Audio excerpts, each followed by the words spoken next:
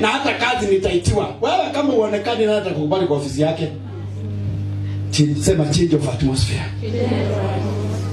You change the atmosphere by speaking blessings to your people. Hata vile Mungu atabadilisha atmosphere yako kama kazi yako ni kulaani watoto wako. Hello.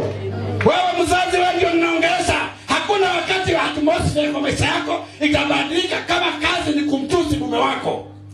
Kama kazi ni kuona ya kwamba bibi yako amezeeka. Your atmosphere will never change. Hello. You must understand this person was created in the image of God. And you have to understand that there is invisible heavenly forces ambazo zinabadilisha mtu.